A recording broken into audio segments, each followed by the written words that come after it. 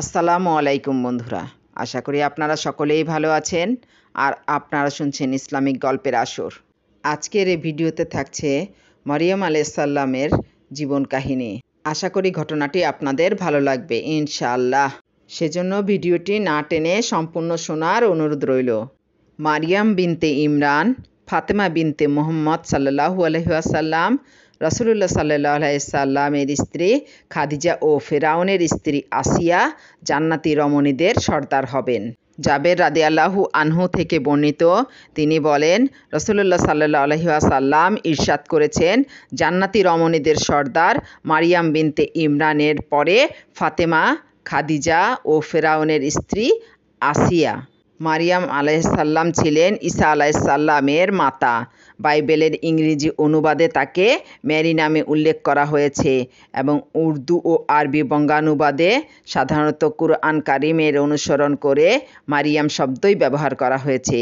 ইয়াহুদের ধর্মীয় সাহিত্যে মারিয়াম মুসা ও হারুনের বোনের নাম কুরআনুল কারিমে মারিয়াম বিনতে ইমরান, ইমরানের কন্যা, যা সূরা তাহরিমের 12 নং আয়াতে উল্লেখ করা হয়েছে, এবং উক্ত হারুন, হারুনের ভগ্নী, সূরা মারিয়ামের 28 নং আয়াতে নামে উল্লেখ করা হয়েছে। তার জন্ম ও প্রাথমিক অবস্থার বিবরণ সূরা আল ইমরানে বর্ণিত হয়েছে এবং পরবর্তী অবস্থা, বিশেষত ঈসা আলাইহিসসালামের জন্মের বিশদ বর্ণনা এসেছে সূরা মারিয়ামেই। আল্লামা ইবনে কাসির মারিয়াম আলাইহিসসালামকে সুলাইমান আলাইহিসসালামের বংশধর বলে উল্লেখ করেছেন এবং ইহাও উল্লেখ করেছেন যে কুরআনুল মাজিদে আল্লাহর বাণী আদমকে, নূহকে ও ইব্রাহিম আলাইহিসসালামের বংশধর এবং ইমরানের বংশধরকে আল্লাহ বিশ্বজগতে মনোনীত করেছেন। সূরা আল ইমরান 33 আয়াত। ইমরান শব্দটি দ্বারা মারিয়াম এর পিতাকে উদ্দেশ্য করা হয়েছে। ইবনে কাসির মুহাম্মদ ইবনে ইসহাক ইবনে ইয়াসার এর বর্ণনায় ইমরানের বংশ তালিকা নিম্নরূপ বর্ণনা করেছেন। উল্লিখিত ইমরান মুসা আলাইহিসসালাম এর পিতা এবং দ্বিতীয় ইমরান মারিয়াম আলাইহিসসালামের পিতা, আর উভয়ের মধ্যে প্রায় 1800 বছরের ব্যবধান। এর কোনো সন্তান ছিল না। তার স্ত্রী হান্না বিনতে ফাকুজ, তিনি ছিলেন বন্ধ্যা, যিনি পরবর্তী সময়ে মারিয়াম আলাইহিসসালাম এর মা হন। একদিন হান্না একটি পাখিকে ঠোঁটের সাহায্যে তার বাচ্চাকে আহার করতে দেখলেন। তখন তার অন্তরে খুব আঘাত লাগলো এবং সন্তানের কামনায় তিনি অস্থির হয়ে পড়লেন। স্বতঃস্ফূর্তভাবে তিনি আল্লাহর নিকট হাত তুলে দোয়া করলেন। আল্লাহ তাআলা তার দোয়া কবুল করলেন এবং কিছুদিন পরেই তিনি আশান্বিত হলেন। এই আশান্বিত অবস্থায় তিনি মানত করলেন যে ভাবী সন্তানকে তিনি বাইতুল মুকাদ্দাসের খিদমতে উৎসর্গ করবেন, যেমন কুরআন মাজিদে উল্লিখিত হয়েছে। যখন ইমরানের স্ত্রী বলেছিল, হে আমার রব, আমার গর্ভে যা আছে তা একান্ত তোমার জন্য আমি উৎসর্গ করলাম, অতএব তুমি আমার নিকট থেকে তা কবুল করো, তুমি সর্বশ্রোতা সর্বজ্ঞ। অতঃপর যখন সে উহাকে প্রসব করল, তখন সে বলল, হে আমার রব, আমি তো কন্যা প্রসব করেছি। সে যা প্রসব করেছে আল্লাহ তা ভালো করেই জানেন। ছেলে সন্তান কন্যা সন্তানের মতো নয়। আমি উহার নাম মারিয়াম রেখেছি এবং অভিশপ্ত শয়তান থেকে তার ও তার বংশধরদের জন্য তোমার আশ্রয় নিচ্ছি। সূরা আল ইমরান 35 থেকে 56 আয়াত। আল্লামা ইবনে কাসির লিখেছেন যে মারিয়ামের মা কন্যা সন্তান ভূমিষ্ঠ হওয়ায় এজন্য আক্ষেপ করেছিলেন যে তখনকার সময় ইহুদিগণ বাইতুল মুকাদ্দাসের খেদমতের জন্য তাদের পুত্র সন্তানদেরকে উৎসর্গ করত। হান্না তার মানতে নিয়ত পরিবর্তন করলেন না। অবশ্য মারিয়ামের পক্ষে যেহেতু পুরুষ খাদিম ও পুরোহিতদের ন্যায় দায়িত্ব পালন করা অসম্ভব ছিল, এই জন্য তাকে ইবাদত বন্দেগীর জন্য উৎসর্গ করে দেন এবং এ শিশুর জন্য ও তার পরবর্তী বংশধরদের জন্য আল্লাহর নিকট এ দোয়া করলেন, হে আল্লাহ, তুমি তাকে অভিশপ্ত শয়তান থেকে রক্ষা করো। একজন মা তার কলিজার টুকরা সন্তানের জন্য যে হাদিয়া ও উপঢৌকন পেশ করত, তন্মধ্যে এ দুয়া সর্বশ্রেষ্ঠ উপঢৌকন।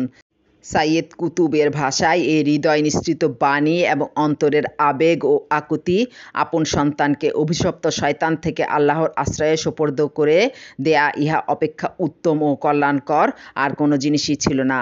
আল্লাহ তাআলা মারিয়ামের মাতার এই অন্তর্নিঃসৃত দোয়া কবুল করেছিলেন। আবু হুরায়রা নবী করিম সাল্লাল্লাহু আলাইহি ওয়াসাল্লাম হতে নিম্নোক্ত হাদিসটি বর্ণনা করেছেন। সকল শিশুই জন্মগ্রহণের সময় শয়তান তাকে স্পর্শ করে, অতঃপর তার সে স্পর্শের ফলে শিশু চিৎকার করে কেঁদে ওঠে, কিন্তু মারিয়াম ও তার পুত্র শয়তানের এ স্পর্শ থেকে রক্ষা পেয়েছিলেন। কুরআন মাজিদে মারিয়াম আলাইহিসসালামের মায়ের দোয়া কবুল হওয়া এবং তার উত্তম হাতে প্রতিপালিত হওয়ার কথা বর্ণিত হয়েছে নিম্নোক্ত আয়াতে। তার পালনকর্তা তাকে সাগ্রহে কবুল করলেন এবং তাকে উত্তম রূপে লালন পালন করলেন এবং তিনি তাকে জাকারিয়ার তত্ত্বাবধানে রেখেছিলেন। সূরা আল ইমরান ৩৭ নম্বর আয়াত। ইবনে কাসির ইবনে ইসহাকের সূত্র লিখেছেন যে শৈশবেই মারিয়ামের পিতা ইন্তেকাল করেন এবং তিনি এতিম হয়ে যান। অন্য আরেকজনের সূত্রে এই কথাও তিনি উল্লেখ করেছেন যে ওই সময় বনি ইসরায়েল গোত্রের মধ্যে ভীষণ দুর্ভিক্ষ চলছিল, এজন্য তার তত্ত্বাবধানের প্রশ্ন দেখা দিল। কারণ যাই হোক না কেন, এটাই সঠিক ঘটনা যে তার তত্ত্বাবধানের প্রশ্নটি অবশ্যই উঠেছিল। এই পরিপ্রেক্ষিতে কুরআন মাজিদের আলোকে এই কথা আমাদের স্মরণ রাখা উচিত যে মারিয়াম আলাইহিসসালামের মা তাকে উপাসনালয়ে সোপর্দ করে দেওয়ার মানত করেছিলেন, যাতে গোটা জীবন তিনি ইবাদত বন্দেগীতে কাটাতে পারেন। আর যেহেতু তিনি কন্যা সন্তান ছিলেন, সেহেতু এটা খুবই জটিল সমস্যা হয়ে দাঁড়িয়েছিল যে উপাসনালয়ের বিভিন্ন পুরোহিতদের মধ্যে কে তার অভিভাবক নিযুক্ত হবেন। সকল পুরোহিতই তার নিজের তত্ত্বাবধানে রাখার আগ্রহী ছিলেন। কুরআন মাজিদের বর্ণনা থেকে জানা যায় যে মারিয়ামের তত্ত্বাবধানের বিষয়টি নিয়ে তুমুল বাকবিতণ্ডা হয় এবং অবশেষে পুরোহিতগণের মধ্যে লটারি করে ইহার শান্তিপূর্ণ মীমাংসা বলে স্থিরকৃত হয়। কুরআন মাজিদের বর্ণনায় এসেছে, ইহা অদৃশ্য বিষয়ের খবর যা তোমাকে ঐশী বাণী দ্বারা অবহিত করছি। মারিয়ামের তত্ত্বাবধানের দায়িত্ব তাদের মধ্যে কে কে গ্রহণ করবে, এর জন্য যখন তারা উপাসনালয়ের পুরোহিতগণ তাদের কলম নিক্ষেপ করতেছিল, তুমি তখন তাদের নিকট ছিলে না। তারা যখন বাদানুবাদ করছিল, তখনও তুমি তাদের নিকট ছিলে না। সূরা আল ইমরান ৪৪। আবু বকর ইবনুস আরাবি এর বর্ণনা এভাবে দিয়েছেন, জাকারিয়া বললেন, মারিয়ামের তত্ত্বাবধানের আমি বেশি হকদার, কারণ তার খালা হলো আমার স্ত্রী। বনি ইসরায়েল গোত্রের ব্যক্তিবর্গ বলল, আমাদেরই বেশি হকদার, কারণ সে আমাদের আলিমের কন্যা। অতএব লটারি করার সিদ্ধান্ত হলো এবং এ শর্ত আরোপ করা হলো যে প্রত্যেকে প্রবাহমান পানিতে তারা কলম ফেলবে। যার কলম স্থির থাকবে এবং স্রোতের সাথে ভেসে যাবে না, সেই তত্ত্বাবধায়ক হবে। এরপর ইবনুল আরাবি নবী করিম সাল্লাল্লাহু আলাইহি ওয়াসাল্লামের নিম্নোক্ত হাদিসটি উদ্ধৃত করেছেন, সকলের কলমই ভেসে গেল, শুধু জাকারিয়ার কলম স্থির রইল। এটা ছিল একটি মুজিজা, কারণ তিনি নবী ছিলেন। অতএব তাদের ওপর তার মুজিজা কার্যকর হলো। উপাসনালয়ের এ পবিত্র আমানত অর্থাৎ মারিয়াম আলাইহিসসালাম জাকারিয়া আলাইহিসসালামের তত্ত্বাবধানে আসলেন। ইবনে কাসির, ইবন ইসহাক, ইবনে জারির এবং অন্যান্য মুফাসসির এ অভিমত ব্যক্ত করে বলেছেন যে জাকারিয়া মারিয়ামের খালু ছিলেন। কারো কারো মতে এই মন্তব্যটিও উল্লেখ করেছেন যে তিনি মারিয়ামের ভগ্নিপতি ছিলেন, কারণ হাদিসে উল্লেখিত হয়েছে সেখানে তিনি ইয়াহইয়া ও ঈসা আলাইহিসসালামের সাক্ষাৎ পেলেন। তারা ছিলেন পরস্পর খালাতো ভাই। মারিয়াম যখন পরিণত বয়সে পৌঁছলেন, তখন বাইতুল মুকাদ্দাসের উপাসনালয়ের নিকট একটি কক্ষে ইয়াহুদিগণ, যাকে মিহরাব বলে থাকে, দিবারাত্র ইবাদতে লিপ্ত থাকতে লাগলেন। আর যখনই জাকারিয়া আলাইহিসসালাম খোঁজখবর নেওয়ার জন্য তার নিকট গমন করতেন, তখনই তার কক্ষে আল্লাহর নিয়ামত ফল ফলাদি দেখতে পেতেন। কুরআন মাজিদে উল্লেখিত হয়েছে, যখনই জাকারিয়া কক্ষে তার সাথে সাক্ষাৎ করতে যেত, তখনই তার নিকট খাবার সামগ্রী দেখতে পেত। সে বলতো, হে মারিয়াম, এসব তুমি কোথা থেকে পাও? আল্লাহ যাকে ইচ্ছা অপরিমিত রিজিক দান করেন। সূরা আল ইমরান ৩৭। জাকারিয়া তার নিকট শীতকালে গ্রীষ্মকালীন ফল এবং গ্রীষ্মকালে শীতকালীন ফল দেখতে পেতেন। কুরআন মাজিদে মারিয়াম আলাইহিসসালামকে সতী, সাধ্বী, নেককার এবং তখনকার সময়ে বিশ্বের নারী নেত্রী বলে উল্লেখ করা হয়েছে। তার তাকওয়া, পরহেজগার ও ইবাদতের কথা উল্লেখ করত তার উচ্চ মর্যাদা প্রসঙ্গে বলা হয়েছে যে ফেরেশতা তার নিকট আগমন করে, আর যখন ফেরেশতাগণ বলেছিল, হে মারিয়াম, আল্লাহ তোমাকে মনোনীত ও পবিত্র করেছেন এবং বিশ্বের নারীদের মধ্যে তোমাকে মনোনীত করেছেন।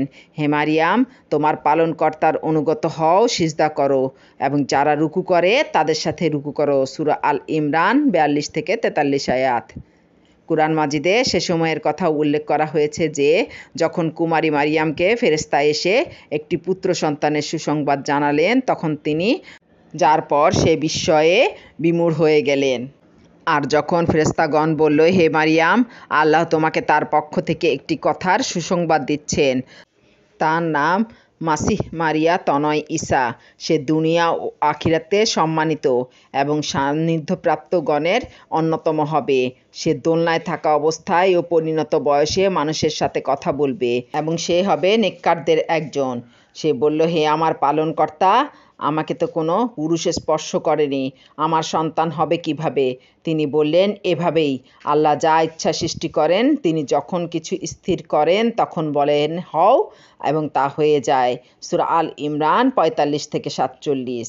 পরবর্তী ভিডিওতে ঈসা মাসীহ এর অলৌকিকভাবে জন্মের বিস্তারিত উল্লেখ করা হবে। পরবর্তী ভিডিও শোনার জন্য অবশ্যই চ্যানেলটি সাবস্ক্রাইব করে রাখবেন এবং লাইক, কমেন্ট, শেয়ার করতে ভুলবেন না। আসসালামু আলাইকুম।